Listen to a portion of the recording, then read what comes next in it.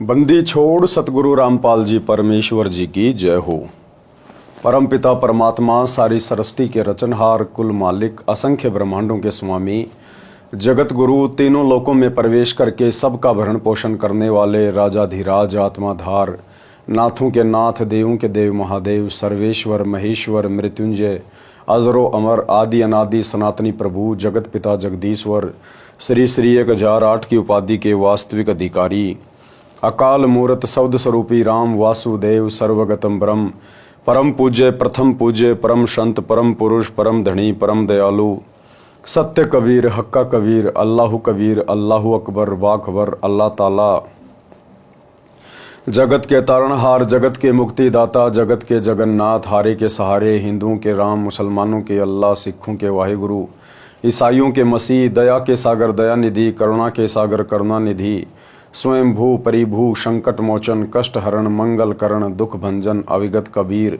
निर्विकार निर्विषम परमात्मा, अलय अलेख सतगुरु, आदि अनादि सतगुरु, असली मर्यादा पुरुषोत्तम, असली राम, असली कृष्ण, असली घनश्याम, असली मुरारी, राजाओं के राजा, महाराजाओं के महाराजा, शहंशाहों के शहंशाह, सम्राटों के सम्राट, भगवानों के भगवान, अल्लाहों के अल्लाह, प्रभुओं के प्रभु, मसीहों के मसीह, सच्चे वाहिगुरु, बाबाओं के बाबा, पीरों के पीर, सेठों के सेठ, जगत सेठ, सावलसा सेठ, सर्वगुण संपन्न, अनंत कोटि कलाओं के स्वामी, अनंत कोटि ब्रह्मांडों के नायक, योगियों में महायोगी, ध्यानियों में महाध्यानी, सिद्धों में परम सिद्ध, ज्ञानियों में तत्व ज्ञानी, ब्रह्म ज्ञानी, महाज्ञानी, परम ज्ञानी, सर्वश्रेष्ठ ज्ञानी, विज्ञानी, युवा कबीर, समृत कबीर, असंवाद अमित ओजा, सच्चे रहनुमा, करीम अल्लाह, सुभान अल्लाह, दुनिया के अंतिम पैगंबर, 8 सितंबर 1951 से गांव धनाना, जिला सोनीपत, हरियाणा, भारतवर्ष की पावन भूमि पे प्रकट रियल कल की भगवान श्री नारायण साकार हरि श्री बाबा साहेब नूर अनंत परमात्मा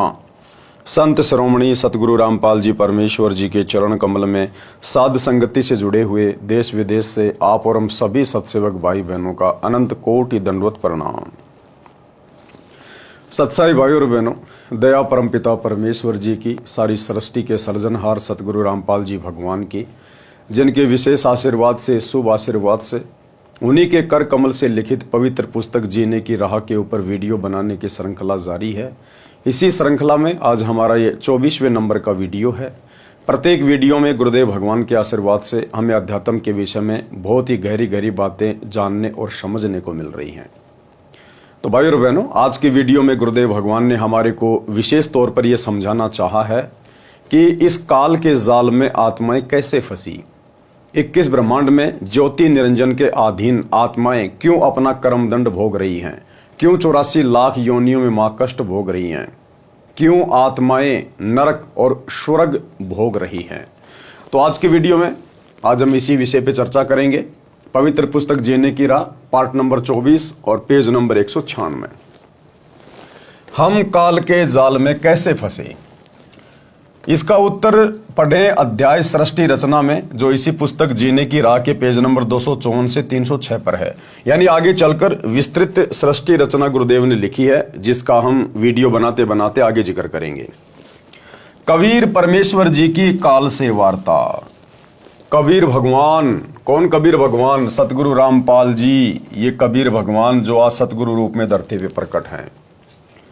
जब हम सभी आत्माएं इस काल के जाल में फंस गई और इस काल और दुर्गा के साथ में यहाँ 21 ब्रह्मांड में सजा भोगने के लिए आ गए, जो गलती हमने सतलोक में की थी, उसके बाद इस काल ने हमारे को तरह तरह से परेशान करना शुरू कर दिया, दुख देना शुरू कर दिया, तपतशिला पे भून भून के खाने लगा।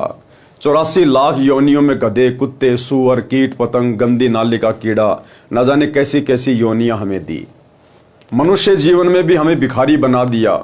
एक्सीडेंट में किसी का हाथ कट गया, किसी का पैर कट गया, कोई कौवा बन के लेट्रिन खा रहा है, कोई शुअर बन के गटर की गंदगी में नाक रगड़ रहा है। हाहाकार मचा हुआ है आत्माओं में।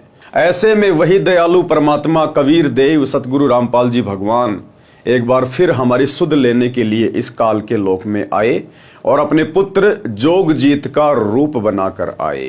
काल समझ नहीं पाया कि ये मेरा भाई जोगजीत है या ये कबीर भगवान है। तो प्रथम बार जहां ये काल 21वें ब्रह्मांड में सबसे ऊपरी हिस्से में जहाँ इसने अलग से अपना एक लोक बना रखा है, जहाँ इसने तपतशिला को सेट किया हुआ है, जीवों को भून के खाता है, सूक्ष्म शरीर से वो गंध निकाल के खाता है, वहां पर कबीर परमात्मा अपने पुत्र जोगजीत का रूप बना के आते हैं और काल के साथ उनकी वार्ता होती है। क्या क्या वार्ता होती है गुरुदेव भगवान विस्तृत रूप से हमें बता रहे हैं। कबीर परमेश्वर जी की काल के साथ वार्ता। अब हम काल ब्रह्म के लोक में रह रहे हैं, क्योंकि हम सतलोक से आ चुके हैं। हमने बहुत बड़ी गलती की सतलोक में, जहां हमारे गुरुदेव भगवान सतगुरु रामपाल जी परमात्मा ने, इस कबीर भगवान ने हमें सतलोक में हर प्रकार से सुखों से परिपूर्ण किया हुआ था। किसी चीज की कोई कमी नहीं थी, ना वह बुढ़ापा है, ना वहां पर मृत्यु है, ना कोई रोग है, ना कोई शोक है, ना किसी चीज का अभाव है, सुंदर शरीर है। लेकिन हमने और अधिक सुखों की चाहत में, और जो प्यार गुरुदेव ने हमें सतलोक में दिया हुआ है, जो स्वतंत्रता हमें दी हुई है, हमने उसका नाजायज फायदा उठाया और हमने काल के साथ इसके 21 ब्रह्मांडों में आने के लिए सहमति व्यक्त कर दी, जिस कारण से हम काल के साथ फिर यहां आए और हम इसी के इस ब्रह्मलोक में, काल लोक में रह रहे हैं। अब हम काल ब्रह्म के लोक में रह रहे हैं। आत्मा के ऊपर स्थूल आदि आदि शरीर चढ़ाकर काल ने जीव बना दिए हैं। इसने जीव को भ्रमित किया है। पूर्ण परमात्मा जो आत्मा का जनक है, पूर्ण परमात्मा कबीर देव जो आज सतगुरु रूप में धरती पे प्रकट हैं, जो हम आत्माओं के जनक हैं, उसको भी भुला दिया। हम सब कुछ भूल भाल के बैठे हुए थे। क्या सतलोक है, क्या मोक्ष है, आत्म ज्ञान क्या है, परमात्म ज्ञान क्या है, हम काल के जाल में क्यों फंसे। हमारे अंदर इस प्रकार के कोई सवाल भी नहीं उठ रहे थे, हमारी कल्पना में भी नहीं थे। काल ने सब कुछ भुला दिया था। परमेश्वर ने आके फिर से वो हमारी यादें ताजा की हैं और स्वयं को परमात्मा सिद्ध किए हैं। ये काल, ये ब्रह्म, इसने स्वयं को ही परमात्मा सिद्ध कर दिया। यह परमात्मा के अंश जीव आत्मा को परेशान करता है ताकि परमात्मा दुखी हो। यही मन रूप में प्रत्येक आत्मा के साथ रहता है, गलती करवाता है, दंड जीव आत्मा भोगती है। जैसे शराब आदि आदि नशे की लत लगवाना, बलात्कार, रेप करवाना और अन्य पाप करवाना, ये मन की प्रेरणा से काल करवाता है। कौन करवाता है? काल ही सब कुछ हमसे कुकर्म करवा रहा है।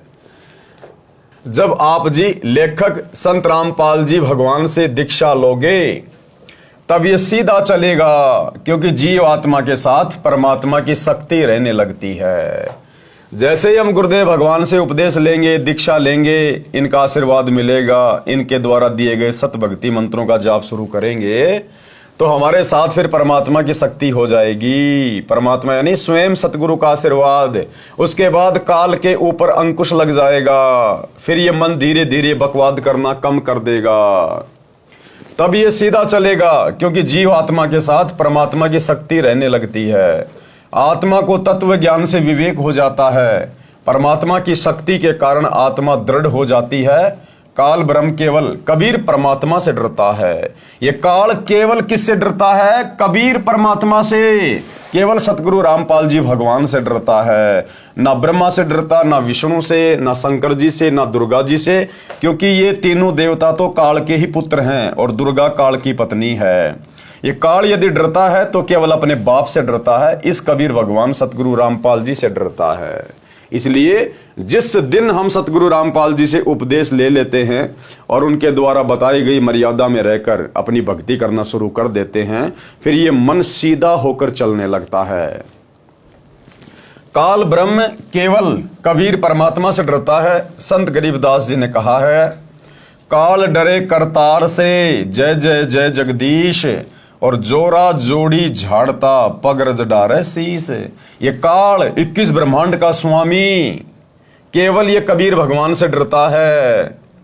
और जोरा जोड़ी झाड़ता, जोरा यानी ये मौत हमारे कबीर भगवान सतगुरु रामपाल जी के जूते साफ करती है। और पगरज डारे शीस, और ये काल भगवान हमारे गुरुदेव भगवान के, इस कबीर भगवान के, इनके चरणों की धूल अपने सिर पे डालता है। ये इतने समर्थ परमेश्वर हैं, परमात्मा है। गरीब काल जो पीसे पीसना, जोरा है पणिहार। ये काल 21 ब्रह्मांड का स्वामी, ब्रह्मा विष्णु महेश का पिता, कहते हैं ये कबीर भगवान के वहां पर आटा पीसता है, यानी उनके मजदूर के समान है। और जोरा यानी मौत, ये कबीर भगवान का पानी भरती है। ये दोनों असल मजदूर हैं सतगुरु कबीर के दरबार, सतगुरु कबीर के दरबार। क्योंकि सतगुरु तो एक ही होता भाई पूरी सृष्टि में, सच्चा ज्ञान देने वाला। तो वो कबीर सतगुरु आज सतगुरु रामपाल जी के रूप में धरती पे प्रकट हैं। भावार्थ स्पष्ट है, परमात्मा कबीर जी हमारी आत्मा को काल जाल से निकालने के लिए प्रयत्न कर रहे हैं। अब प्रयत्न कौन कर रहा है भाई और बहनों वर्तमान में? यहां गुरुदेव लिख रहे हैं कि कबीर परमात्मा हम आत्माओं को काल के जाल से बाहर निकालने के लिए प्रयत्न कर रहे हैं, ना कि करवा रहे हैं। कर रहे हैं का क्या मतलब? कौन कर रहा है वर्तमान में? सतगुरु रामपाल जी कर रहे हैं। दिन रात सन 1994 से ना दिन देखा, ना रात देखी, ना सुख देखा, ना दुख देखा। लोगों ने पता नहीं गुंडा कहा, भुंडा कहा, पत्थर मारे, जेल में डलवाया, यातनाएं दी। लेकिन जो पूर्ण संत होता है, सच्चा संत होता है, वो केवल परमार्थ के लिए निस्वार्थ भाव से बिना कुछ देखे आगे बढ़ता रहता है। तो दिन रात प्रयत्न कौन कर रहा है? कौन है वो कबीर भगवान जो हम आत्माओं को काल के जाल से बाहर निकालने के लिए दिन रात प्रयत्न कर रहा है? सतगुरु रामपाल जी।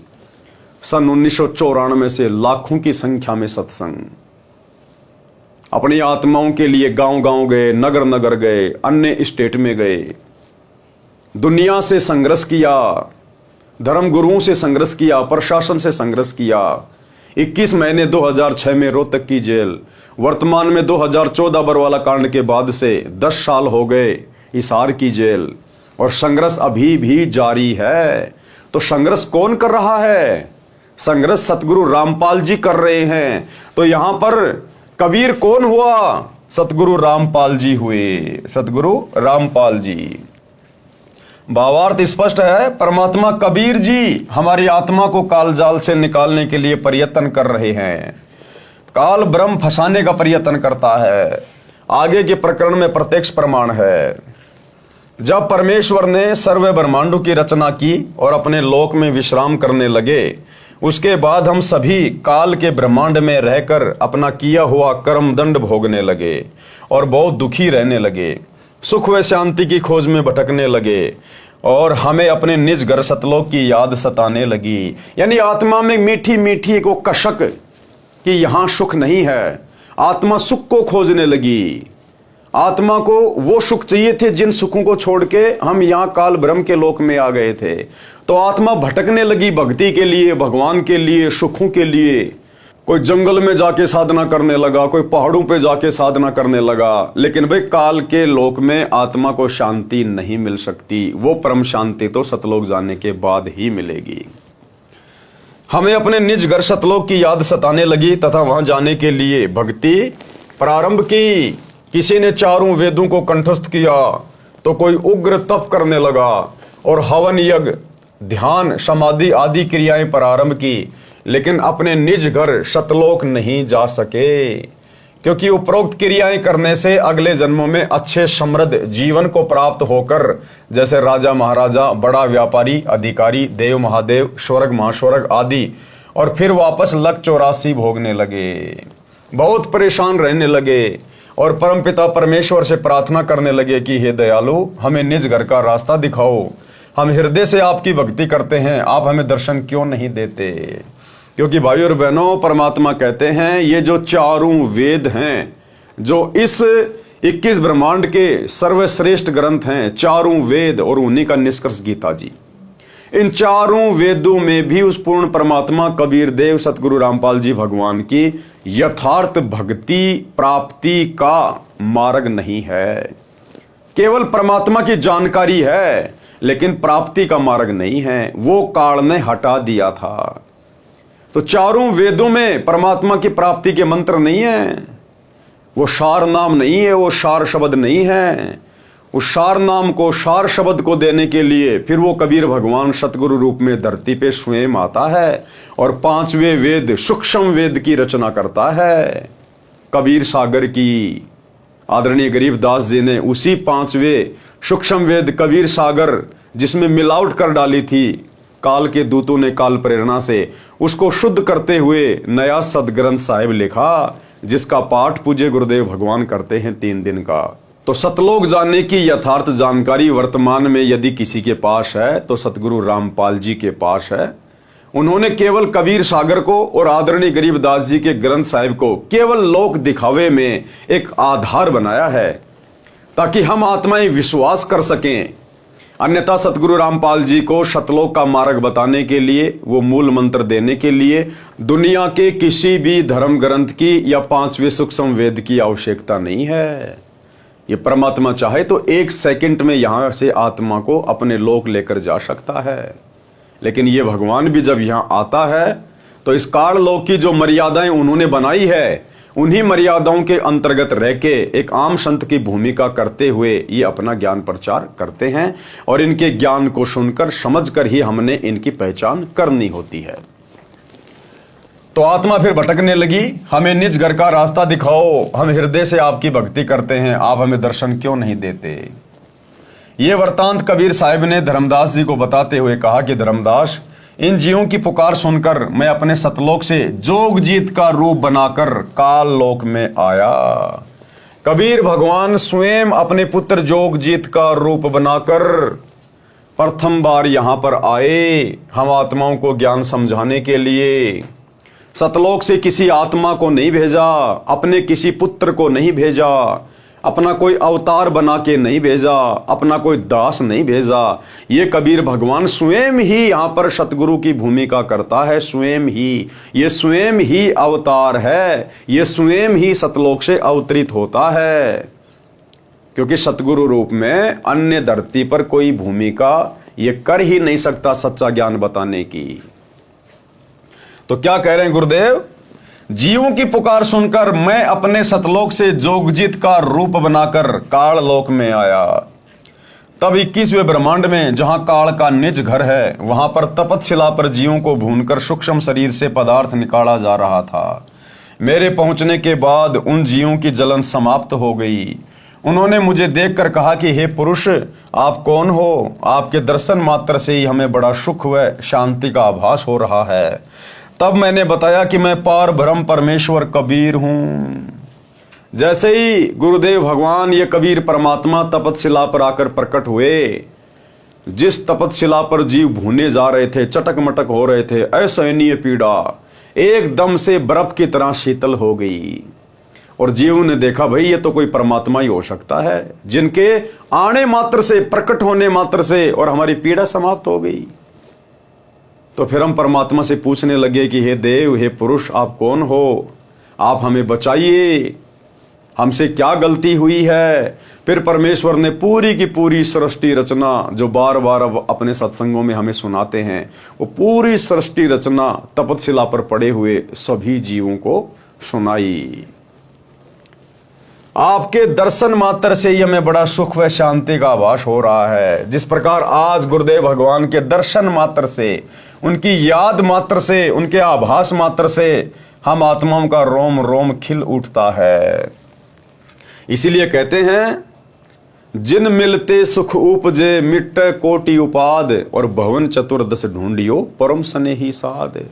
कि जिनके मिलने मात्र से, जिनके संपर्क मात्र से, जिनकी संगति मात्र से हमारे करोड़ों पाप कर्मों का नाश हो जाए, आत्मा को असीम शांति प्रदान हो। कहते हैं ऐसा परम संत अगर आपको 21 ब्रह्मांड में कहीं भी मिल जाए, 14 भवनों में कहीं कहीं भी मिल जाए, उसको तुरंत ढूंढ लेना चाहिए।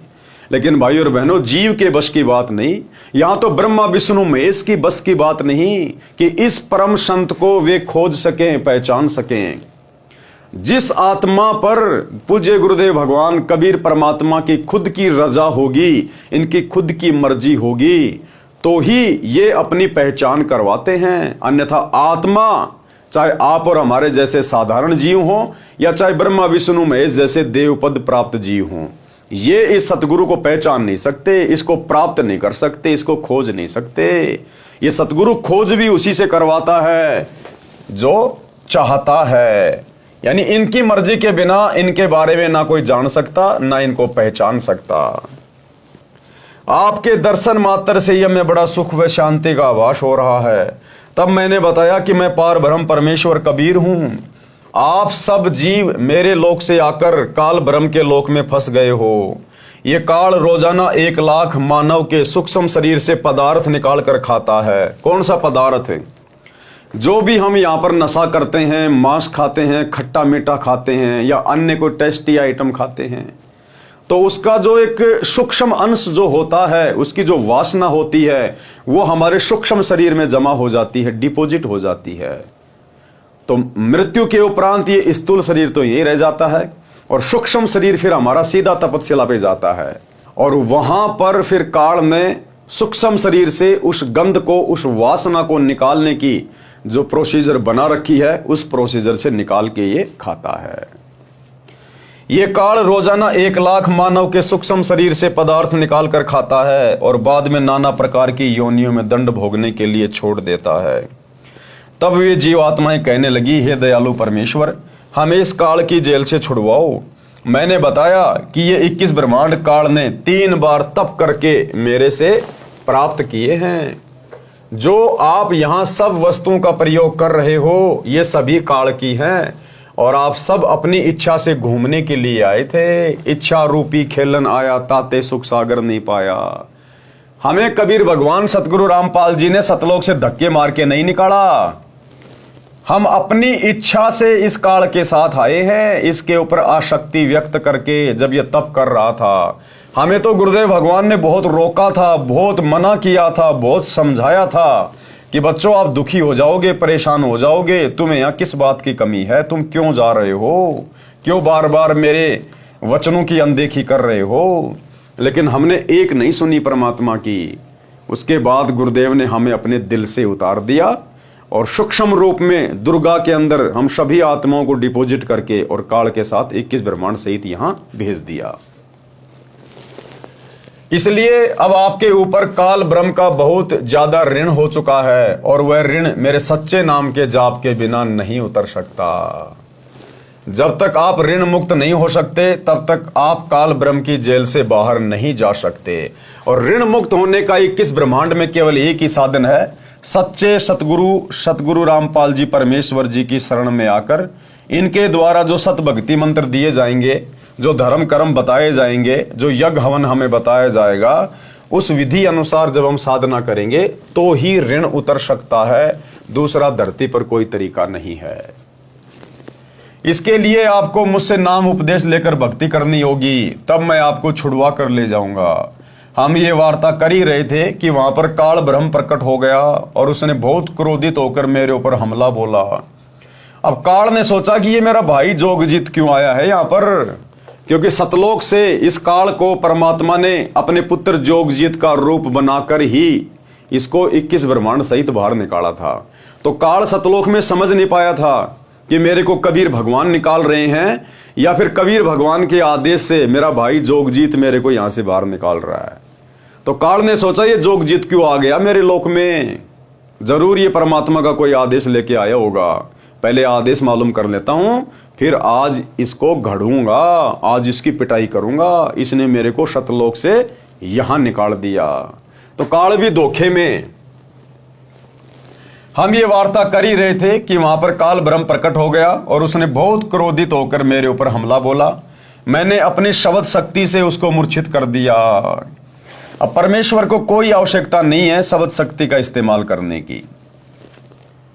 ये तो केवल आप और हमें समझाने के लिए कि सतगुरु से उपदेश लेने के बाद यदि हमारे ऊपर कोई कर्म की मार आ जाए, कोई संकट, कोई परेशानी, कोई तकलीफ आ जाए, तो हम भाई बहनों ने उस सतनाम का सुमरण शुरू कर देना है।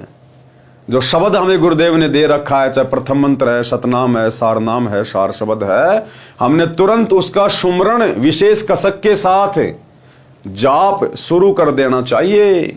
हमारी वो आपत्ति बादलों की तरह छट जाएगी, बादलों की तरह। तो परमेश्वर हमें समझाने के लिए कि जब भी कोई मुसीबत आए तो इधर उधर पैर मारने के बजाय आपने गुरुदेव के द्वारा दिया गया सुमरण शुरू कर देना है। फिर कुछ समय बाद वह होश में आया, मेरे चरणों में गिरकर क्षमा याचना करने लगा और बोला कि आप मुझसे बड़े हो, मुझ पर कुछ दया करो और ये बताओ कि आप मेरे लोक में क्यों आए हो। तब मैंने काल पुरुष को बताया कि कुछ जीवात्माएं भक्ति करके अपने निज घर सतलोक में वापस जाना चाहती हैं। उन्हें शत भक्ति मार्ग नहीं मिल रहा है, इसलिए वे भक्ति करने के बाद भी इसी लोक में रह जाती हैं। मैं उनको शत भक्ति मार्ग बताने के लिए और तेरा भेद देने के लिए आया हूं कि तू काल है। आज पूरी धरती पर, पूरी पृथ्वी पर यदि किसी परम पुरुष ने इस काल का भेद दिया है, सृष्टि रचना का ज्ञान बताया है, जो कि सर्व शास्त्रों से प्रमाणित है, केवल सतगुरु रामपाल जी, इन्होंने ही काल का भेद बताया है। आज तक सतयुग से लेकर वर्तमान समय तक ना किसी आचार्य ने, ना किसी शंकराचार्य ने, ना किसी महामंडलेश्वर और मठाधीश ने। ABCD भी पता नहीं थी काल की। ब्रह्मा विष्णु महेश के विषय में, उनकी उम्र के विषय में, उनके जन्म मरण के विषय में भी यहाँ के आचार्य शंकराचार्य ABCD भी नहीं जानते। ABCD आज भी, जबकि सतगुरु रामपाल जी ने सन 1994 से प्रत्येक धर्म के धर्मशास्त्रों से ही प्रमाणित कर दिया। पूरी सृष्टि रचना का ज्ञान खुल के बता दिया, शीशे की तरह क्लियर कर दिया। तो कौन है सतगुरु रामपाल जी जिन्होंने काल का पूरा भेद खोल दिया? स्वयं कबीर भगवान। मैं उनको शत भक्ति मार्ग बताने के लिए और तेरा भेद देने के लिए आया हूं कि तू काल है। 1 लाख जीवों का आहार करता है और 1.25 लाख जीवों को उत्पन्न करता है। सतगुरु रामपाल जी के अलावा किसी ने भी ये भेद नहीं खोला, किसी ने भी। तथा भगवान बनकर बैठा है। मैं इनको बताऊंगा कि तुम जिसकी भक्ति करते हो वह भगवान नहीं, काल है। इतना सुनते ही काल बोला कि यदि सब जीव वापस चले गए तो मेरे भोजन का क्या होगा? मैं भूखा मर जाऊंगा। आपसे मेरी प्रार्थना है कि 3 युगों में जीव कम संख्या में लेकर जाना और सबको मेरा भेद मत देना कि मैं काल हूं, सबको खाता हूं। जब कलयुग आए तो चाहे जितने जीवों को ले जाना। ये वचन काल ने मुझसे प्राप्त कर लिए। कबीर साहिब ने धर्मदास को आगे बताते हुए कहा कि सतयुग, त्रेता युग, द्वापर युग में भी मैं आया था। धर्मदास जी को क्या कहा कबीर भगवान ने कि धर्मदास, सतयुग में भी मैं खुद ही आया था, त्रेता युग में भी मैं खुद ही आया था और द्वापर में भी खुद ही आया था। ये परमात्मा सतलोक से किसी को भेजता नहीं है। ये परमात्मा स्वयं ही सतगुरु का रूप धारण करके हम आत्माओं को काल के जाल से निकालने के लिए प्रकट होता है। इसलिए सतगुरु स्वयं परमात्मा होता है, भगवान होता है। इसलिए हमने अपने गुरुदेव के अलावा किसी और में परमात्मा नहीं देखना चाहिए।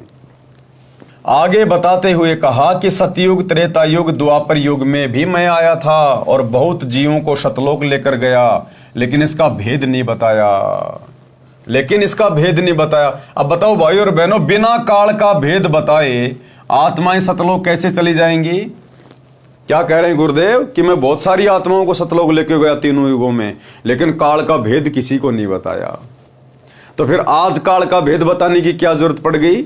आज भी तो लेके जा सकते हैं बिना काल का भेद बताए, यदि पहले ले गए तो भाई और बहनों, आज से पहले केवल परमात्मा आत्माओं को भक्ति करवाकर मिनी सतलोक में बैठा देते हैं, जो कि काल के 21 ब्रह्मांड में परमात्मा ने अपना राजदूत भवन बना रखा है।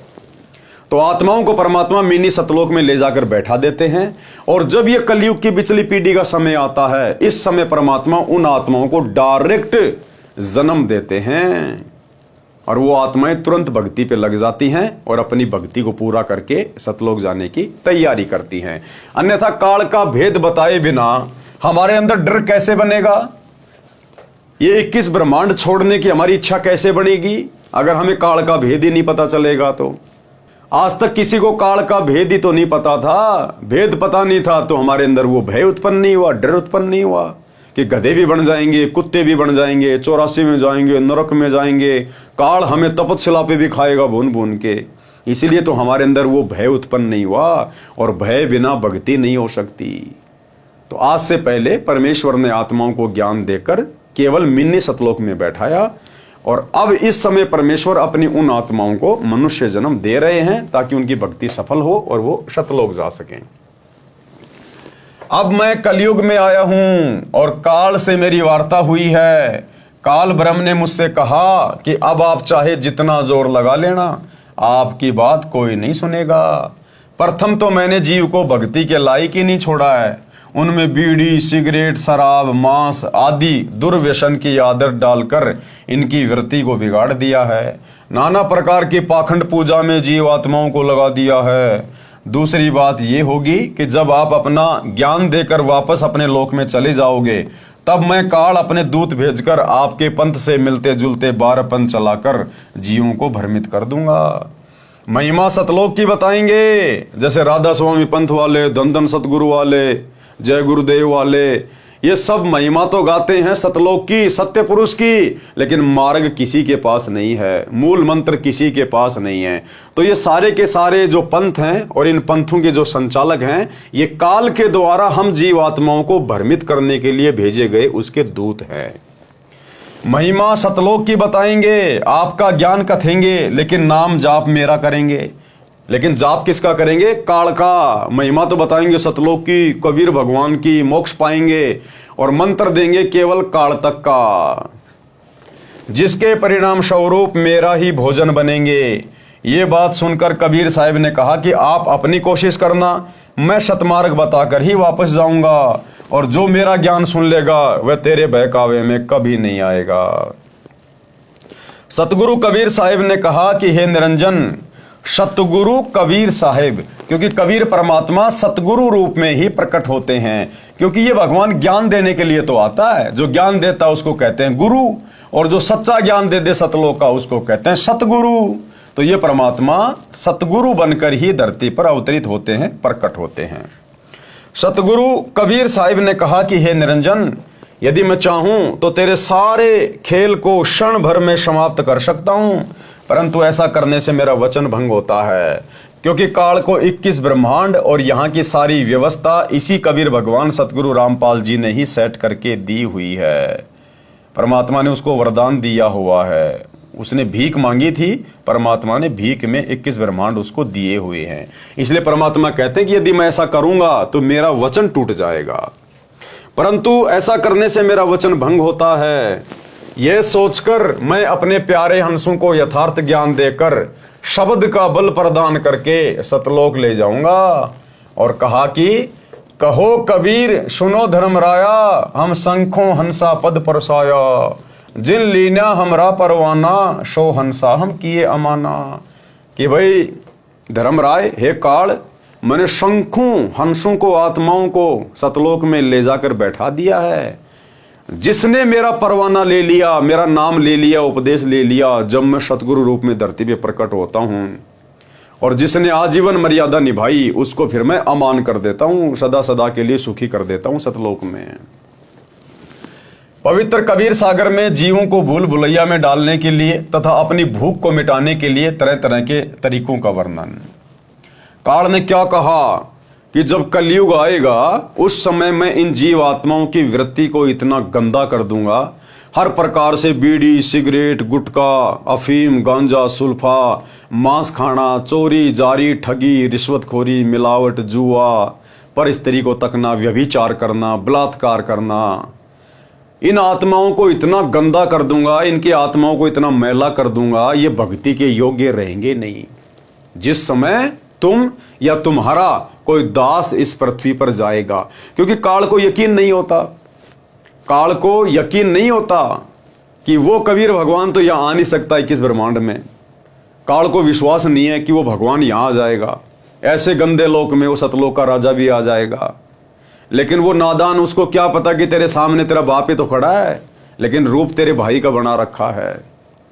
तो बीच बीच में काल डगमग हो जाता था और कहता था कि या तो आप आओगे या फिर आपका कोई दोष आएगा, उस समय तक मैं इन आत्माओं को इतना गंदा कर दूंगा, या कोई भक्ति के लायक रहेगा नहीं, तेरी बात कोई सुनेगा नहीं, कोई मानेगा नहीं।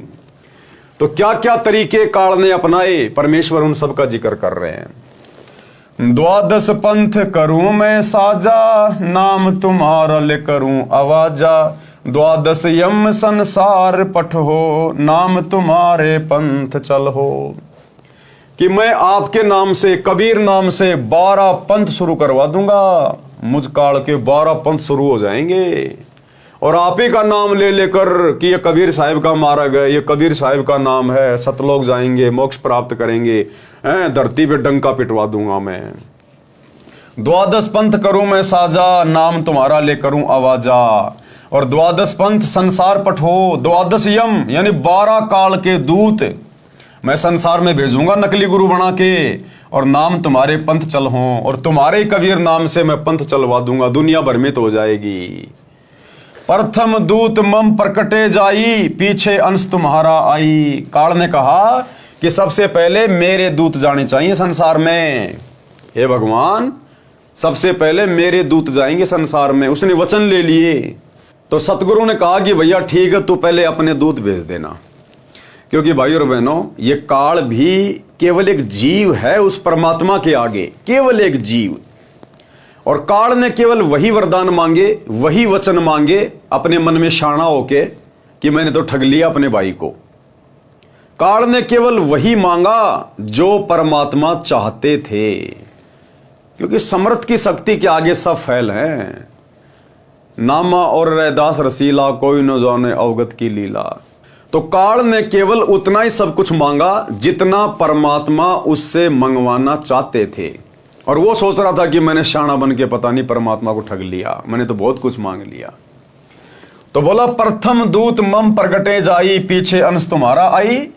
कि हे भगवान, सबसे पहले मेरे दूत जाएंगे और 12 पंथ चलाएंगे आपके नाम से, हैं, और आत्माओं को भ्रमित कर देंगे। तो मालिक ने भी यही करना था, परमात्मा यही चाहते थे कि सबसे पहले काल के दूत जाए नीचे।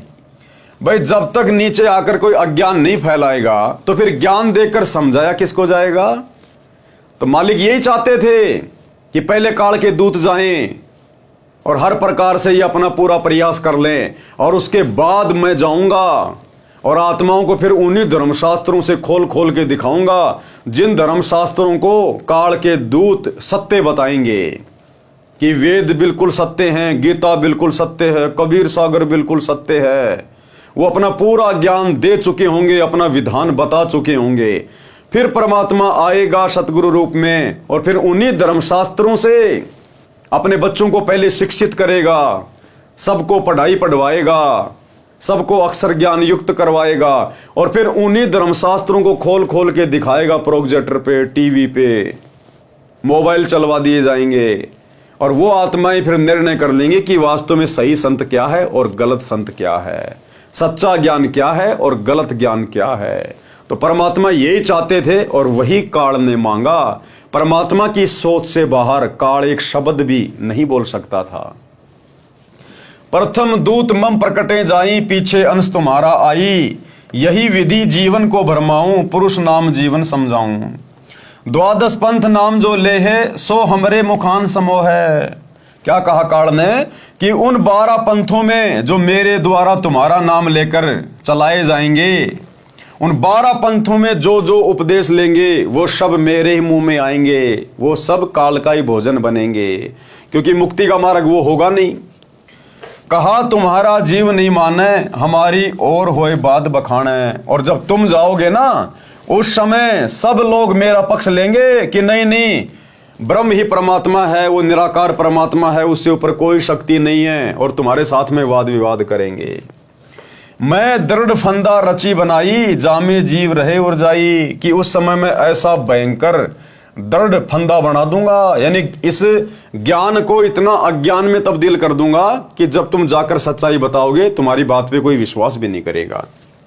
देवल देव पाषाण पुजाई, तीर्थ वर्थ जप तप मन लाई।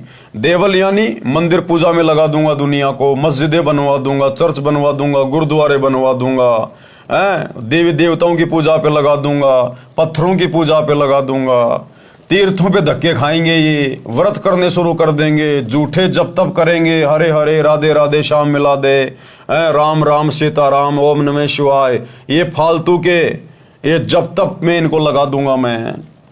यज्ञ होम अरु नेम अचारा, और अनेक फंद में डारा।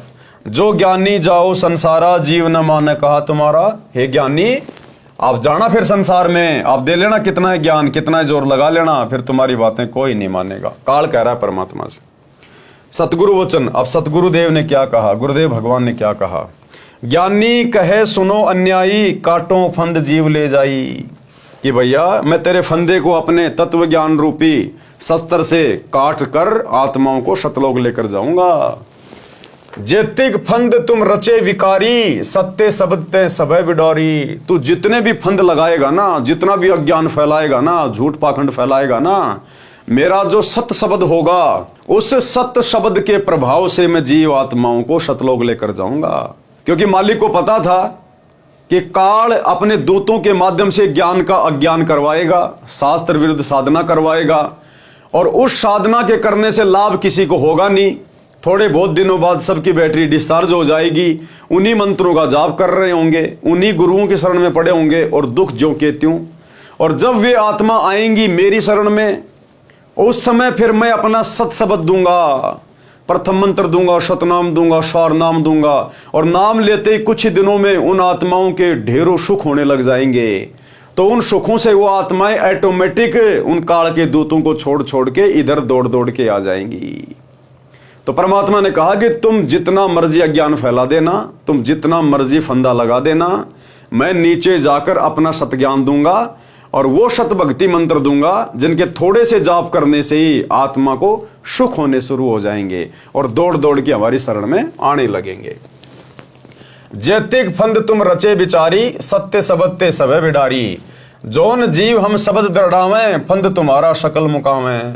चौका कर परवाना पाई, पुरुष नाम तिह देऊ चिनाई। ताके निकट काल नहीं आवे, संधि देख तहां सिर न आवे। उपरोक्त विवरण से सिद्ध होता है कि जो अनेक पंथ चले हुए हैं, जिनके पास कबीर साहिब द्वारा बताया हुआ सत भक्ति मार्ग नहीं है, ये राधा स्वामी पंथ, धन धन सतगुरु पंथ, डेरा व्यास वाला पंथ, जय गुरुदेव, निरंकारी, ये जितने भी पंथ हैं, इस संसार में जितने भी पंथ हैं, चाहे कबीर पंथ हो, चाहे दुनिया भर के और साधु संत महात्मा, एकमात्र सतगुरु रामपाल जी को छोड़ के ना तो किसी का पंथ सत्य है और ना कोई संत सत्य है। केवल यही वो कबीर भगवान है जो सतगुरु रूप में आज धरती पे प्रकट हैं। इन्हीं के शरण में आने से, इन्हीं के द्वारा बताई गई मर्यादित भक्ति करने से आत्मा का जीव कल्याण संभव है। यहां भी सुख प्राप्त आत्मा कर सकती है, अन्यथा दूसरा ऑप्शन धरती पे नहीं है। ये सब काल प्रेरित हैं, अतः बुद्धिमान को चाहिए कि सोच विचार कर भक्ति मार्ग अपनाए, क्योंकि मनुष्य जन्म अनमोल है, ये बार बार नहीं मिलता। कबीर साहिब कहते हैं कि कबीर मानुष जन्म दुर्लभ है, मिले न बारंबार। तरवर से पत्ता टूट गिरे, बहुर न लगता डार। काल निरंजन द्वारा कबीर जी से 3 युगों में कम जीव ले जाने का वचन लेना। विस्तृत व संपूर्ण वर्णन।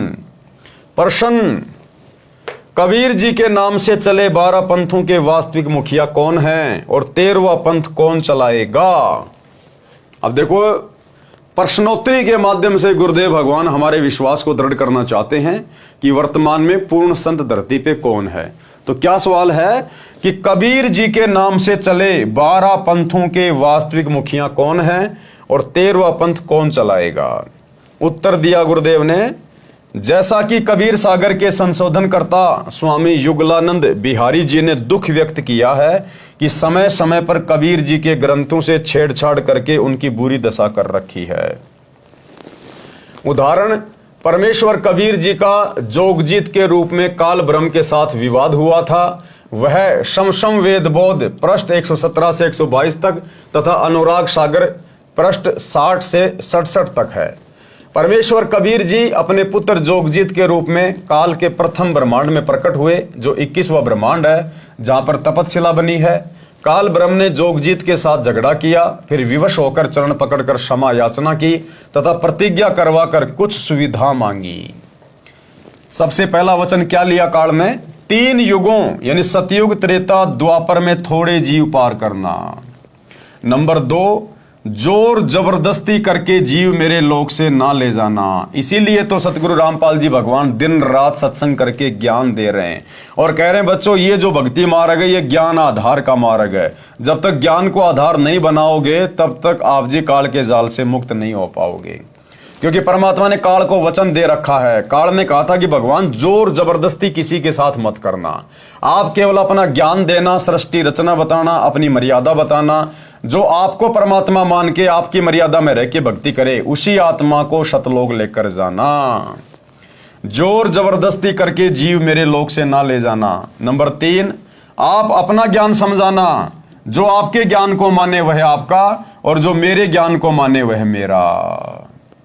क्या कहा था कि भगवान आप केवल अपना ज्ञान देना, जो आपके ज्ञान को माने। अब सतगुरु का ज्ञान क्या है? सतगुरु ने जो सत्संग कर दिए, जो मर्यादा बता दी, जो आदेश हमें दे दिए, जो नियम हमें दे दिए, वही तो सतगुरु का ज्ञान है।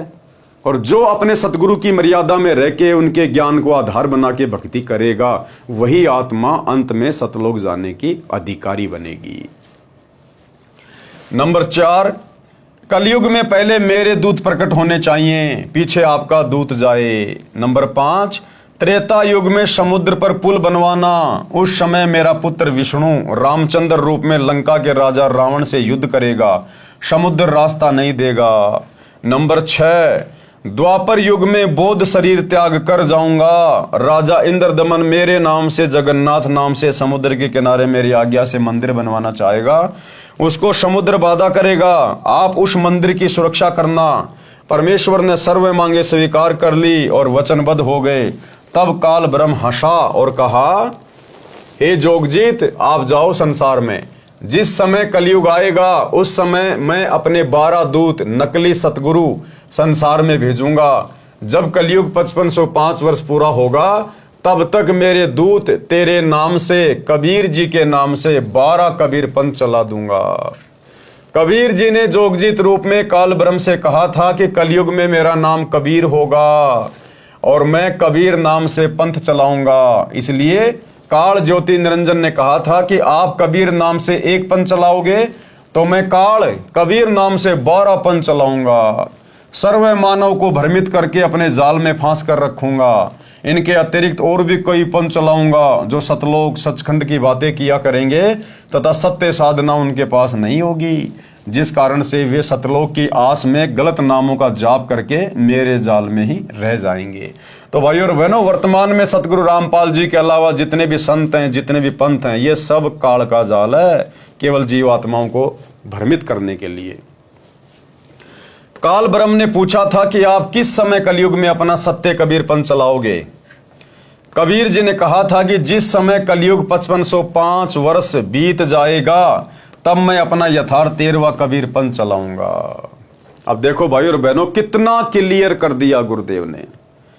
काल ने क्या कहा था कि आप कब कलयुग में अपना सत्य कबीर पंथ चलाओगे, 13वां पंथ चलाओगे। तो गुरुदेव ने क्या कहा, जब 5505 वर्ष बीत जाएंगे कलयुग के तब चलाऊंगा। तो आज सन 1994 में भाई और बहनों, ये 13वां यथार्थ कबीर पंथ किसने चलाया है? सतगुरु रामपाल जी ने चलाया है। सन 1994 से दीक्षा देकर अपना यथार्थ 13वां कबीर पंथ शुरू किया। तो कौन हुए सतगुरु रामपाल जी? इस वार्ता के अनुसार, क्योंकि कबीर भगवान ने खुद ही आकर अपना यथार्थ 13वां कबीर पंथ शुरू करना था, और ये यथार्थ 13वां कबीर पंथ सतगुरु रामपाल जी ने शुरू कर दिया है 1994 में। तो कौन हुए सतगुरु रामपाल जी? और एक सत्संग में तो गुरुदेव ने कबीर सागर को पढ़ाते हुए बिल्कुल क्लियर कर दिया कि जो 13वें पंथ का संचालक होगा वो स्वयं समर्थ सत्य कबीर ही होगा। सुनिए, घर घर बोध विचार हो, ये चर्चा चला करेगी कैसी गलती ना करना, और दुर्मति दूर बहाए, सबकी दुर्मति दूर चली जाएगी, और कलयुग में एक हो सब बरते सहज सुबह। कहा उग्र का शूद्र हो, हर सब की भवभीर। अब कहते हैं उस संत के द्वारा चलाए गए उस पंथ में, चाहे कोई निकम्मा आदमी हो उग्र, और चाहे कोई बिल्कुल शूद्र हो, वहाँ कोई भेदभाव नहीं रहेगा, सबको सेट किया जाएगा, सबकी बुराई छुटाई जाएंगी, और वहाँ सबकी ही भीड़ होगी, यानी बहु संख्या में उसके अनुयायी होंगे। कहा उग्र का शूद्र हो, हर सबकी भवभीर, और सो समान दृष्टि है वो समर्थ सत कबीर। उस पंथ का चलाने वाला ये समझ लेना वो समर्थ कबीर ही होगा, जो सबको समान दृष्टि से व्यवहार करेगा, वहाँ ऊंच नीच नहीं रहेगी। तो भाई और बहनों, हमें विश्वास हो जाना चाहिए कि हमारे गुरुदेव स्वयं ही कबीर परमात्मा है। और अब हमने अपने गुरु जी के अलावा जो कबीर जी के नाम से आम समाज में प्रचलित एक दाढ़ी मूंछ वाली काल्पनिक जो फोटो है, हमने अब उस फोटो को भगवान मानना छोड़ना पड़ेगा। हमने यथार्थ में भक्ति करनी पड़ेगी, सौपन्य वाली भक्ति नहीं चलेगी। हमने मुर्दा कबीर को छोड़कर जिंदा कबीर सतगुरु रामपाल जी की भक्ति करनी पड़ेगी। जो गुरुदेव हमें भक्ति दे रहे हैं, हमने वो भक्ति अपने गुरु को ही कबीर भगवान मान के करनी पड़ेगी, तभी हमारी साधना सफल होगी। तो देखो कितना क्लियर कर दिया। काल ब्रह्म ने पूछा था कि आप किस समय कलयुग में अपना सत्य कबीरपन चलाओगे? तो कबीर जी ने कहा था कि जिस समय कलयुग 5505 वर्ष बीत जाएगा, तब मैं अपना यथार्थ 13वां कबीरपंथ चलाऊंगा। तो बताओ 1994 में यथार्थ 13वां कबीरपंथ किसने चलाया? सतगुरु रामपाल जी ने। तो कौन हुए सतगुरु रामपाल जी? स्वयं कबीर भगवान। काल ने कहा कि उस समय से पहले मैं पूरी पृथ्वी के ऊपर शास्त्र विधि त्याग कर, मनवाना आचरण करवाकर, शास्त्र विरुद्ध ज्ञान बताकर, झूठे नाम तथा गलत साधना के अभ्यस्त कर दूंगा। जब 13वां अंश जाकर सत्य कबीरपंथ चलाएगा, उसकी बात पर कोई विश्वास नहीं करेगा, उल्टे उसके साथ झगड़ा करेंगे। कबीर जी को पता था कि जब कलयुग के 5505 वर्ष पूरे होंगे सन 1997 में, तब शिक्षा की क्रांति लाई जाएगी, सर्व मानव अक्षर ज्ञान युक्त किया जाएगा। उस समय मेरा दास सर्व धार्मिक ग्रंथों को ठीक से समझकर मानव समाज के रूबरू करेगा। सर्व परमाणु को आंखों देखकर शिक्षित मानव सत्य से परिचित होकर तुरंत मेरे 13वें पंथ में दीक्षा लेगा और पूरा विश्व मेरे द्वारा बताई भक्ति विधि तथा तत्व ज्ञान को हृदय से स्वीकार करके भक्ति करेगा। उस समय पुनः सतयुग जैसा वातावरण होगा। आपसी राग द्वेष, चोरी जारी, लूट ठगी कोई नहीं करेगा, कोई धन संग्रह नहीं करेगा, भक्ति को अधिक महत्व दिया जाएगा। जैसे उस समय उस व्यक्ति को महान माना जा रहा होगा जिसके पास अधिक धन होगा। कौन से समय? जिस समय सतगुरु रामपाल जी भगवान धरती पर आकर अपना यथार्थ 13वां कबीरपंथ शुरू करेंगे, 1994 में शुरू कर चुके हैं, उस समय तक उन व्यक्तियों को महान माना जाएगा, बड़ा इज्जतदार माना जाएगा, जिनके पास बहुत ज्यादा धन होगा, बड़ी बड़ी फैक्ट्रियां होंगी, बड़ी बड़ी कोठी होगी, बड़े बड़े साधन होंगे। लेकिन जैसे ही सन 1994 में गुरुदेव भगवान आकर अपना यथार्थ 13वां कबीरपंथ शुरू करेंगे, उसके बाद धन संग्रह करने वाले, बड़ी बड़ी कोठियां बनाने वाले, बड़ी बड़ी फैक्ट्रियां बनाने वाले, उन लोगों को मूर्ख माना जाएगा, मूर्ख माना जाएगा। और जो व्यक्ति सत भक्ति करेगा और सामान्य मकान बना के रहेगा, वो व्यक्ति समाज में इज्जत और सम्मान की नजरों से देखा जाएगा। तो भाई और बहनों, ये युग परिवर्तन का समय जारी है। सन 2028 युग परिवर्तन की डेट है। उसके बाद पूरी पृथ्वी पर सतगुरु रामपाल जी का सतज्ञान रह जाएगा। जो अच्छी आत्माएं बचेंगी उस महाविनाश में, वे सब सतगुरु की भक्ति करेंगी और फिर कोई धन संग्रह नहीं करेगा, कोई मान बढ़ाई की इच्छा नहीं रखेगा। और यदि कोई ऐसा करेगा तो उसको मूर्ख माना जाएगा। मूर्ख क्योंकि सबको ज्ञान हो जाएगा कि हम तो काल के जाल में फंसे पड़े हैं, हमने तो सतलोक जाना है। ये धन जोड़ जोड़ के ना जाने हमने कितने जीवन बर्बाद कर दिए राजा महाराजा बन के, आज हमारे हाथ में कुछ नहीं है।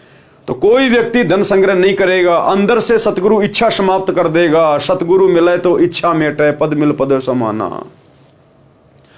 तो सतगुरु रामपाल जी की शरण में आने के बाद और विशेषकर 2028 के बाद यदि कोई व्यक्ति धन संग्रह करेगा, बड़ी कोठी बनाएगा, तो वो व्यक्ति समाज में निंदा की दृष्टि से देखा जाएगा, उसको मूर्ख माना जाएगा कि देख मूर्ख आदमी, ये काल की टट्टी को इकट्ठा कर रहा है, गोबर को इकट्ठा कर रहा है, क्या सिर में मारेगा इसका?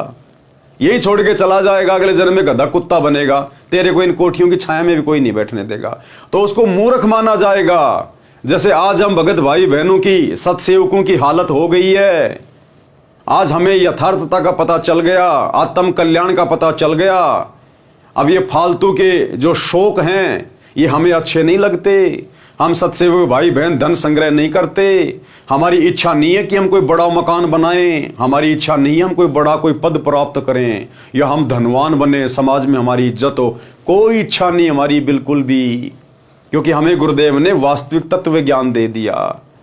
तो आने वाले समय में जो व्यक्ति धन संग्रह करेगा, मान बढ़ाई की चाहत रखेगा, बड़ा बड़ा कोठी बनाएगा, बड़ा बड़ा बिजनेस खोलेगा, उसको मूर्ख समझा जाएगा, मूर्ख है।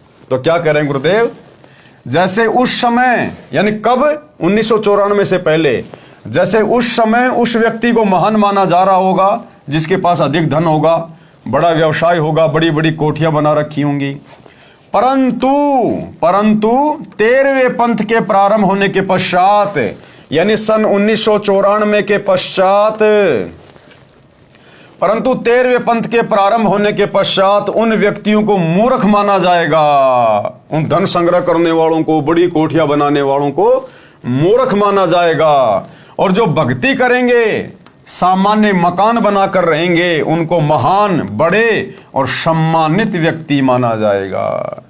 क्योंकि भैया जो सतगुरु के वचन पे चलेगा, सतगुरु उसी को यहां पर विशेष महत्व देगा।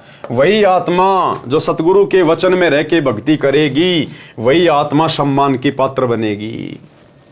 प्रमाण के लिए पवित्र कबीर सागर से भिन्न भिन्न अध्यायों से अमृतवाणी, कबीर जी तथा ज्योति निरंजन की वार्ता, अनुराग सागर के पेज 62 से धर्मराय यानी ज्योति निरंजन वचन, धर्मराय असविनती ठानी, मैं सेवक द्वितीया न जानी।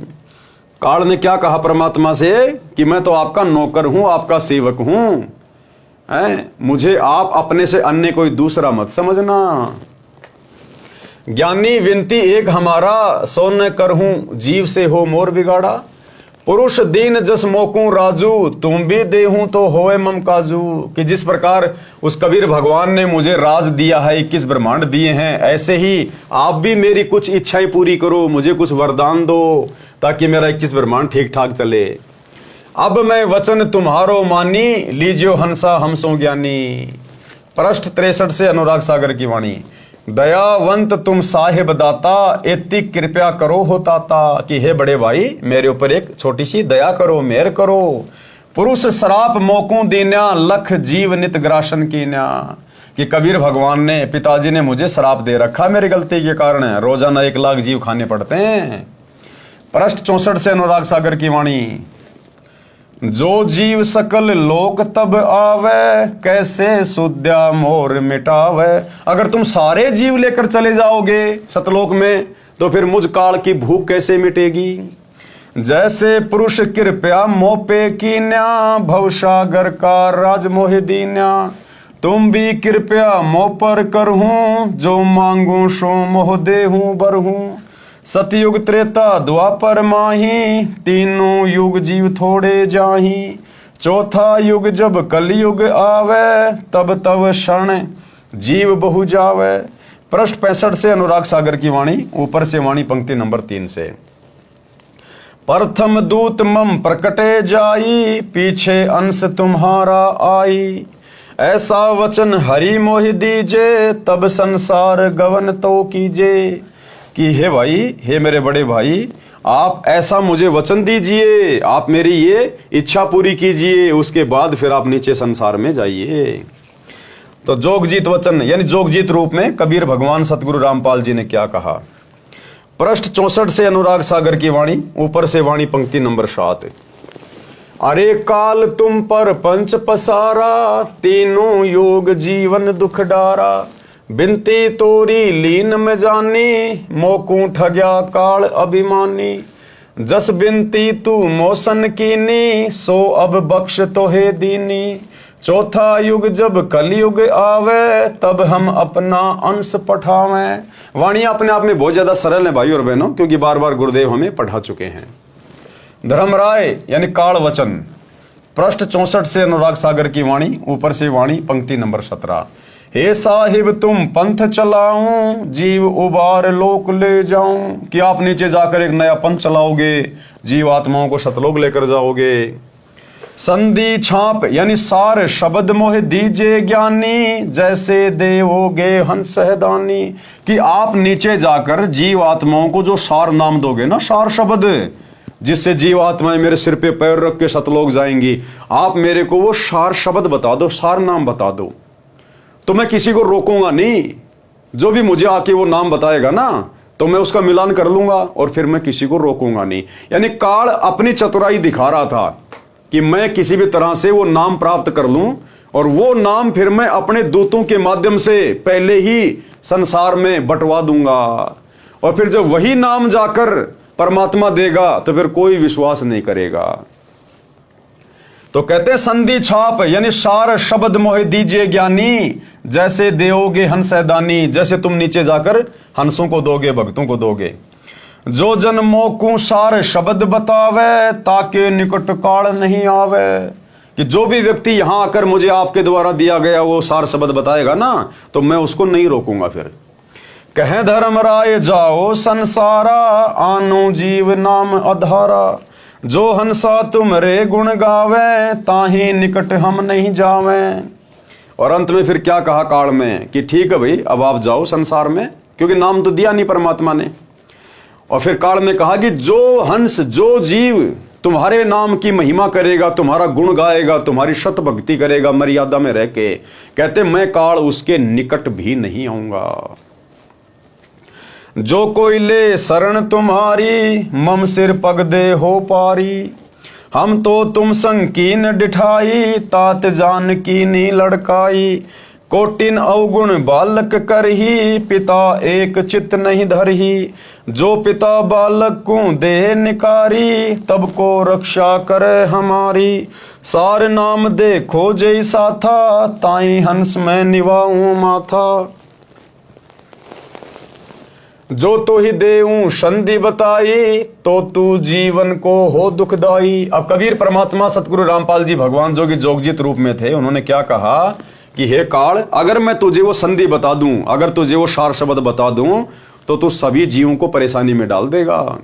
तो अपने दूतों को पहले ही वो नाम दे दे के और सब में बंटवा देगा। अब उसके बाद फिर हम जाके क्या बताएंगे नीचे। तुम परपंच जान हम पावा, कि मैं तेरा सारा परपंच समझ गया, तू क्यों मांग रहा है मेरे से सार नाम सार शब्द। तुम परपंच जान हम पावा, काल चले नहीं तुमरा दावा। कि भैया ज्योति निरंजन तेरा दाव नहीं चलेगा। धर्मराय तो ही प्रकट भाख्या, गुप्त अंक बीरा हम राख्या। जो कोई ले ही नाम हमारा, ताई छोड़ तुम हो जाना नियारा। कि जो एक बार मेरा सार शब्द ले लेगा काल, तू उससे दूर हट जाना, उसके पास भी मत आना तू। जो तुम और हंस को रोको भाई, तो तुम काल रहन नहीं पाई। धर्मराय यानी काल निरंजन वचन। बेशक जाओ ज्ञानी संसारा, जीवन माने कहा तुम्हारा। अब काल ने देखा कि भैया मैंने जो वरदान लेने थे वो ले लिए, और नाम मुझे ये दे नहीं रहा, तो अंत में फिर अपनी असलियत पे आ गया, दांत निकाल के हंसने लगा। और क्या कहा, जाओ जोग जीत संसारा। कि भैया अब तुम जाओ बेशक नीचे संसार में, अब कोई तुम्हारी बात नहीं मानेगा जब वो समय आएगा। बेशक जाओ ज्ञानी संसारा, जीव न माने कहा तुम्हारा। कहा तुम्हारा जीव न माने, हमरी और हो बाद बखाने। दृढ़ फंदा में रचा बनाई, जामे सकल जीव उरझाई। वेद शास्त्र समृति गुण गाना, पुत्र मेरे तीन प्रधाना।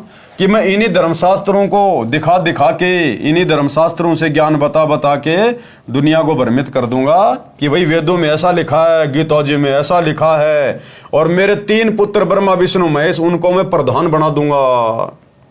तीनों बहुबाजी रची राख्या, यानी वो तीनों देवता ब्रह्मा विष्णु महेश मेरे से प्रेरित होके और अच्छे तरीके से वहां पर जीवों को षड्यंत्र में फंसा के रखेंगे।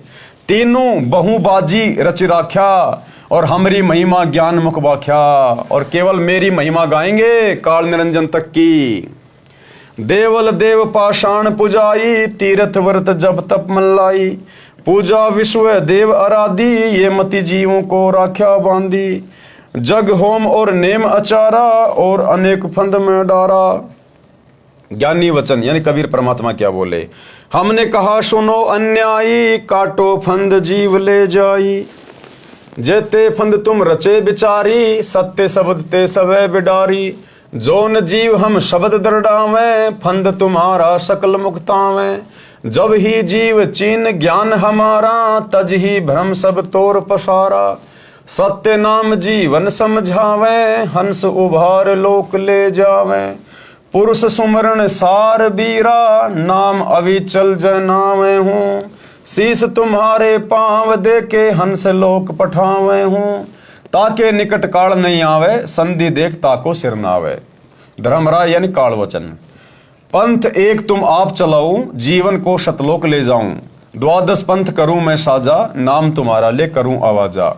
द्वादश यम संसार पठाऊं, नाम कबीर ले पंथ चलाऊं। प्रथम दूत मेरे प्रकटे जाई, पीछे अंश तुम्हारा आई।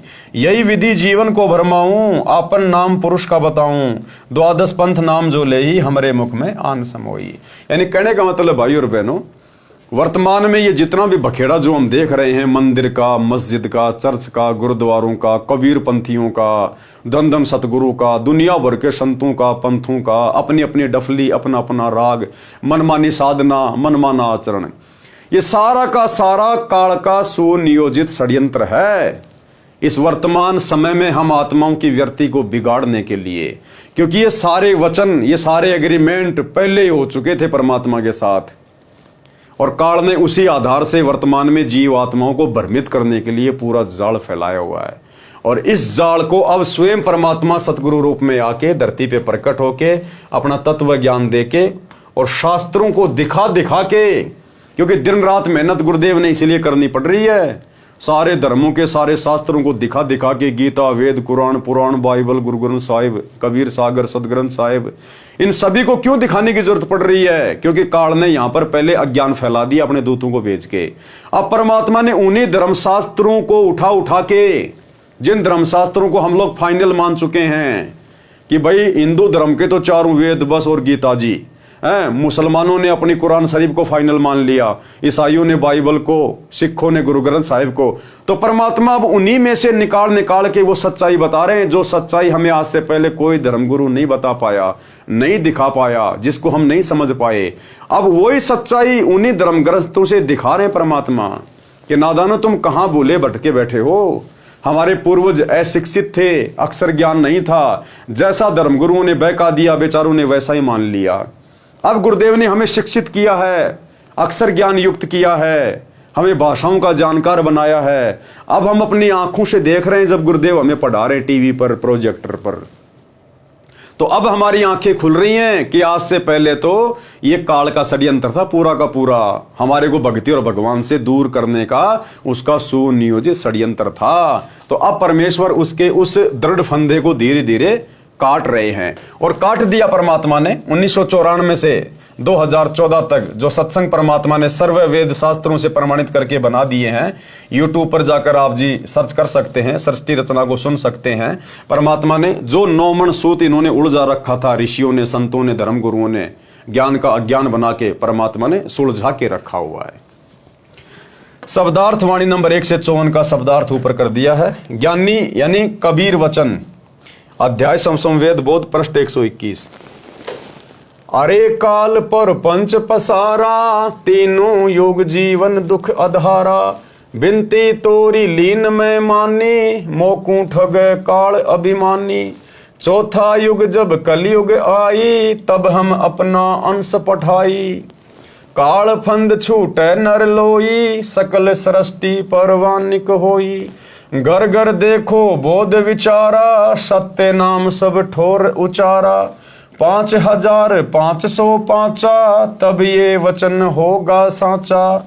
कलयुग बीत जाए तब एता, सब जीव परम पुरुष पद चेता। कि भैया जब वो मेरा ठीक का समय आएगा और जब मैं सतगुरु रूप में धरती पर जाऊंगा, प्रकट होकर ज्ञान दूंगा, उस समय तेरे सारे अज्ञान की पोल पट्टी खोल दूंगा और घर घर में केवल मेरे ही नाम की चर्चा होगी। केवल एक ही ज्ञान रहेगा पूरी पृथ्वी पर, सतगुरु रामपाल जी का, सृष्टि रचना का, शतलोक का ज्ञान। सभी आत्माएं परवानिक यानी दीक्षित होंगी, नाम उपदेश लेंगे सब, और घर घर में परमात्मा की चर्चा होगी, घर घर में भक्ति होगी, और सभी जीव उस परम पुरुष पद चेता, यानी उस अविनाशी सतलोक के जानकार हो जाएंगे।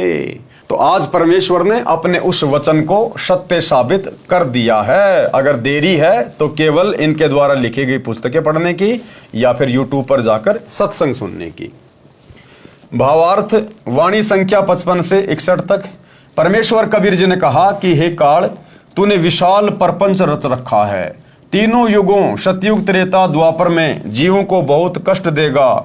जैसा तू कह रहा है, तूने मेरे से प्रार्थना की थी वह मान ली, तूने मेरे साथ धोखा किया है।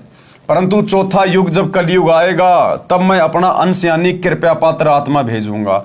अब परमात्मा उसको प्रसन्न कर रहे थे कि भाई तूने तो सारे वरदान मांग लिए मेरे से और तूने तो मेरे को ठग लिया भाई। यानी वो खुश रहे और ज्यादा एफर्ट ना करे 3 युगों में कि हाँ मैंने ठग लिया, बस मैंने सारे वचन ले लिए, वरदान ले लिए, अब कोई जीव मेरे जाल से बाहर नहीं निकलेगा। तो परमात्मा ने उसको खुश करने के लिए कहा कि भाई हो तूने तो मेरे को ठग लिया, जबकि उसने मांगा वही जो परमात्मा ने चाहा। चौथा युग जब कलयुग आएगा तब मैं अपना अंश यानी कृपया पात्र आत्मा भेजूंगा। आए तो स्वयं है, लेकिन काल के साथ परमात्मा ने थोड़ा सा भेद रखा। हे काल, तेरे द्वारा बनाए सर्व फंद यानी अज्ञान आधार से गलत ज्ञान व साधना को सत्य शब्द तथा सत्य ज्ञान से समाप्त करेगा। उस समय पूरा विश्व परवानिक यानी उस मेरे संत से दीक्षा लेकर दीक्षित होगा। उस समय तक यानी जब तक कलयुग 5505 नहीं बीत जाता, सतनाम मूल ज्ञान सार शब्द तथा मूल ज्ञान तत्व ज्ञान प्रकट नहीं करना। परंतु जब कलयुग 5505 वर्ष पूरा हो जाएगा तब घर घर में मेरे आध्यात्मिक ज्ञान की चर्चा हुआ करेगी और सतनाम सार शब्द को सब उपदेशियों को प्रदान किया जाएगा। ये जो बात मैं कह रहा हूं ये मेरे वचन उस समय सिद्ध होंगे जब कलयुग के 5505 वर्ष पूरे हो जाएंगे।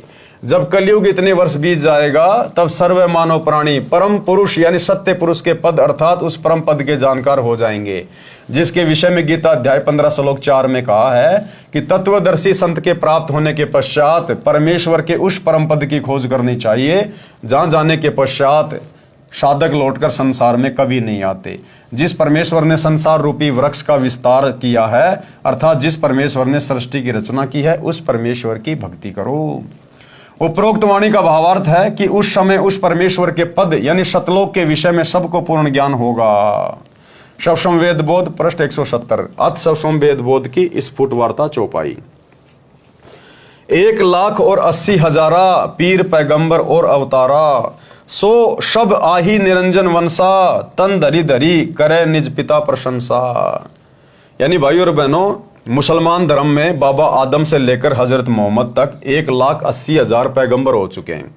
उन सभी पीर पैगंबरों ने केवल इस काल की ही महिमा गाई है। मुसलमान धर्म में उसको शैतान कहते हैं।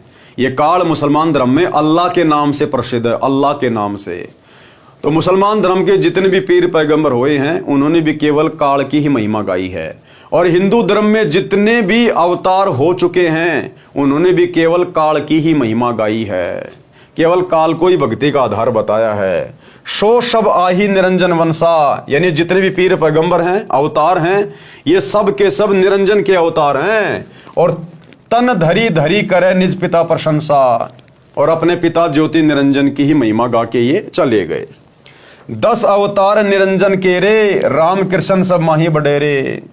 इनसे बड़ा ज्योति निरंजन सोई, या मैं फेर बदल नहीं हो कोई। भावार्थ, परमेश्वर कबीर जी ने बताया है कि बाबा आदम से लेकर हजरत मोहम्मद तक कुल 1,80,000 पैगंबर तथा 10 अवतार जो हिंदू मानते हैं ये सब काल के भेजे आए हैं। इन 10 अवतारों में राम तथा कृष्ण प्रमुख हैं। ये सब काल की महिमा बनाकर सर्व जीवों को भ्रमित करके काल साधना दृढ़ कर गए। इन सब का मुखिया ज्योति निरंजन काल ब्रह्म है। शवसम वेद बोध पृष्ठ 171। सत्य कबीर वचन दोहे 5,000 और 505 जब कलयुग बीत जाए, महापुरुष फरमान तब जग तारण को आए। हिंदू तुर्क आदि सब जेते जीव जहान, सत्य नाम की साख गहे पावे पद परवान। यथा सरितगण आप ही मिले सिंधु में धाए, सत्य सुकृत के मध्य तिमी सभी पंथ समाये।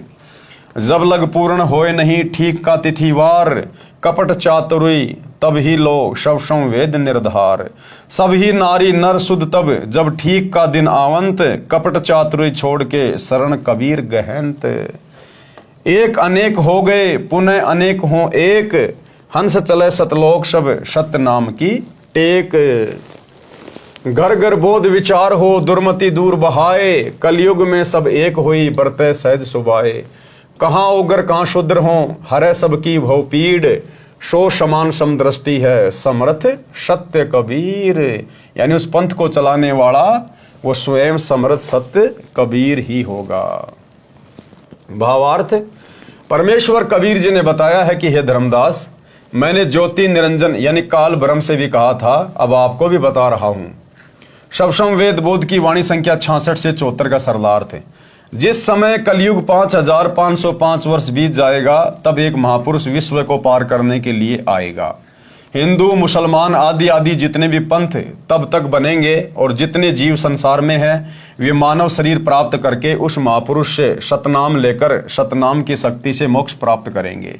वह महापुरुष जो सत्य कबीर पंथ चलाएगा, उस 13वें पंथ में सब पंथ स्वतः ऐसे तीव्र गति से समा जाएंगे जैसे भिन्न भिन्न नदियां अपने आप निर्बाध दौड़कर समुद्र में गिर जाती हैं। उनको कोई रोक नहीं पाता। ऐसे उस 13वें पंथ में सब पंथ शीघ्रता से मिलकर एक पंथ बन जाएगा।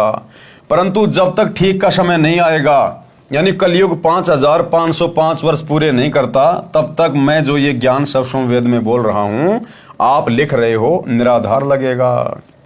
जिस समय वह निर्धारित समय आएगा, उस समय स्त्री पुरुष उच्च विचारों तथा शुद्ध आचरण के होकर कपट व्यर्थ की चतुराई त्याग कर मेरी यानी कबीर जी की शरण ग्रहण करेंगे। आज हम शरण किसकी ग्रहण कर रहे हैं? सतगुरु रामपाल जी की। तो कौन हुए सतगुरु रामपाल जी? स्वयं कबीर जी। व्यर्थ की चतुराई त्याग कर मेरी यानी कबीर जी की शरण ग्रहण करेंगे।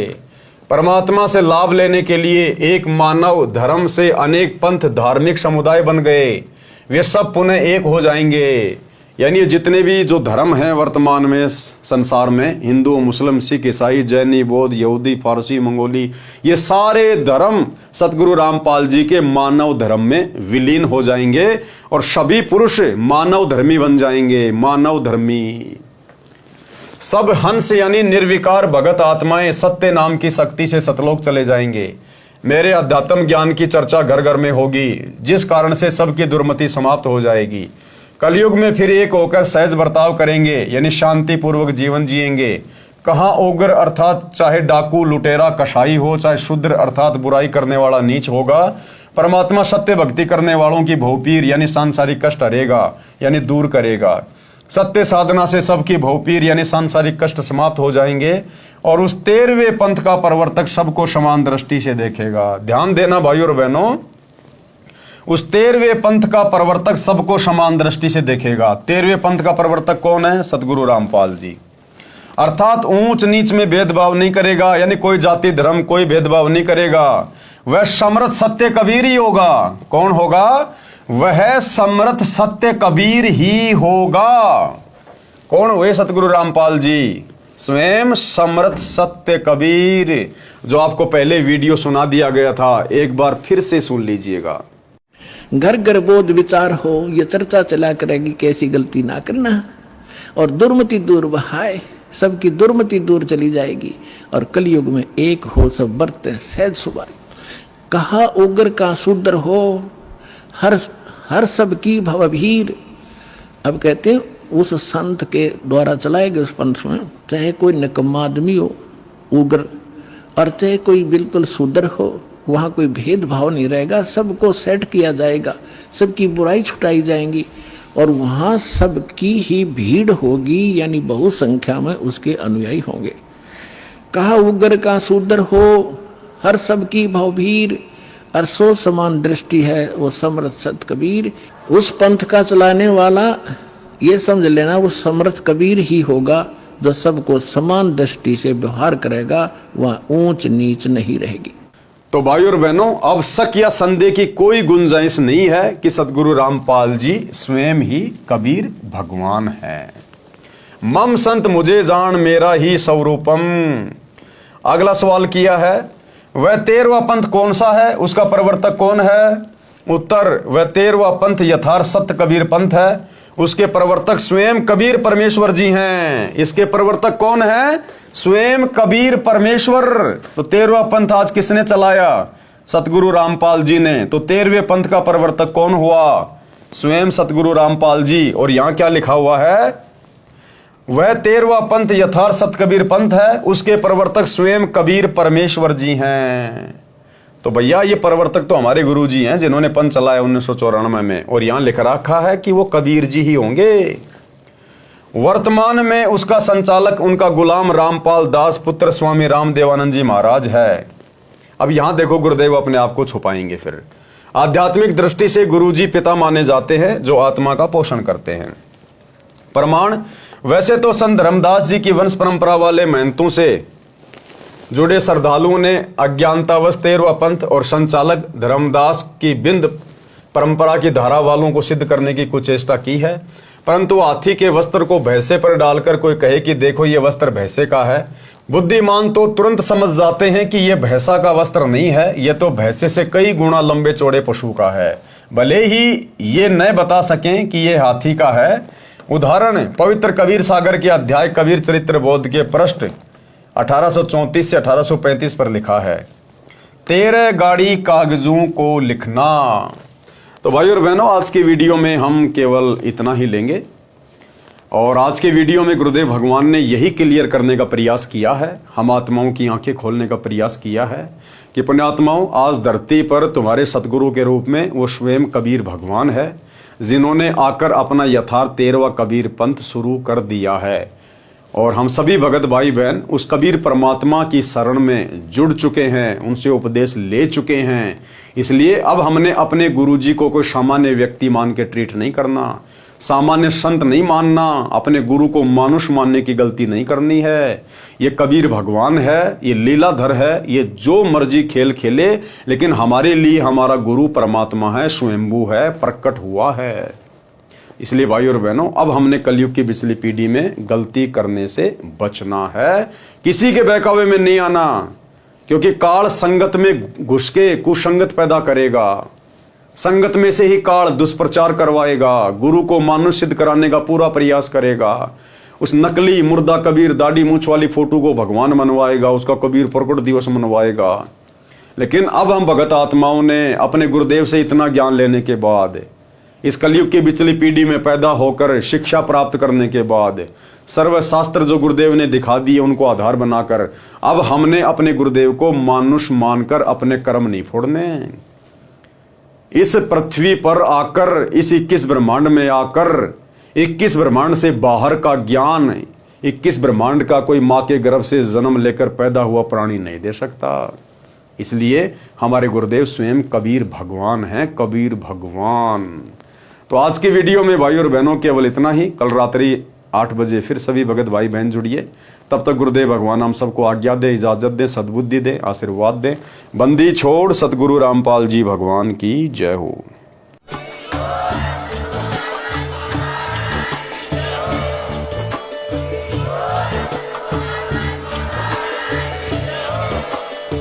भाई जो गुरु बचन पे डट गे, कट गे फंद 84 के, कट गे फंद 84 के, कट गे फंद 84 के।